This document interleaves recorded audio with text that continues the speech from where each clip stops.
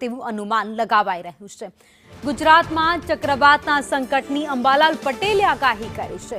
મેના અંતમાં ગુજરાતમાં ભર ઉનાળે અષાઢી માહોલ જોવા મળવાનો છે, તો મહારાષ્ટ્ર અને ગોવાની વચ્ચે ચક્રવાત સક્રિય થશે।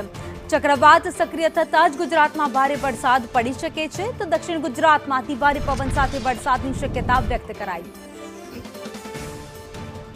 સૌરાષ્ટ્ર ભર ઉનાળાની ઋતુમાં અષાઢી માહોલ મે મહિનાના અંતમાં રહેવાનું અનુમાન હવામાન નિષ્ણાત અંબાલાલ પટેલે કર્યું છે। કયા કારણો છે, સીધી વાત એમની સાથે જ કરીએ। કાકા, કઈ રીતે વરસાદ રહેવાનો છે અને વરસાદનો ક્યારથી ગુજરાતવાસીઓને ગરમીથી રાહત મળે તેવી શક્યતાઓ છે? હાલમાં થતી ગરમીમાં હવે થોડાક દિવસમાં રાહત મળવાની શક્યતા રહેશે। મુંબઈ અને ગોવા વચ્ચે એક સિસ્ટમ બની રહી છે, તે પૂર્વે તારીખ 21માં કોઈ સાયક્લોનિક સર્ક્યુલેશનો બનશે અરબ સાગરમાં ભેજ પણ સક્રિય થશે।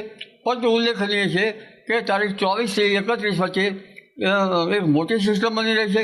તારીખ 24, 25, 26 અને તારીખ 28 તારીખ કે 29 તારીખની આસપાસમાં એક મોટું ચક્રવાત આકાર લઈ રહ્યું છે। ખેડૂતોએ આ વખતે ગુજરાતમાં કદાચ ચોમાસું પણ વહેલું આવવાનું અનુમાન છે, તો ખેડૂતોએ આજે વરસાદ દરમિયાન શું સાવચેતી રાખવી પડશે? તેમના પાકને નુકસાન થશે કે કેમ?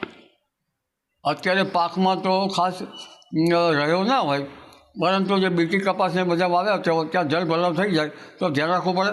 કેટલાક ઉનાળુ પાકો જે છે એ પડી જવાની શક્યતા રહે છે, જેમ કે બાજરી છે, ઘાસચારો છે, એટલે ત્યાંને તો કોઈ અટકાવી શકે નહીં, પરંતુ પશુઓ જે છે વાડામાં રાખેલા એને પણ ક્યાંક જનધનને પણ રોગ આવવાની શક્યતા રહેતી હોય છે। જરૂર, એટલે જ્યોતિષશાસ્ત્ર અનુસાર રોહિણી નક્ષત્રમાં વરસાદ રહેવાનો છે। સાથે જ એક અનુમાન પણ કરવામાં આવ્યું છે કે મહારાષ્ટ્ર અને ગોવાની વચ્ચે એક ચક્રવાત જે સિસ્ટમ સક્રિય થઈ છે, જેને લઈને ઉનાળામાં પણ ચોમાસા જેવો માહોલ સૌ કોઈએ સહન કરવાનો વારો આવશે। હાલ ગરમી પડી રહી છે, પરંતુ 24 તારીખથી ગરમીથી પણ રાહત મળે તેવા એંધાણ આપવામાં આવ્યા છે। કેમેરામેન સાગર દેસાઈ સાથે દિવ્યા ચૌહાણ, સંદેશ ન્યૂઝ, ગાંધીનગર।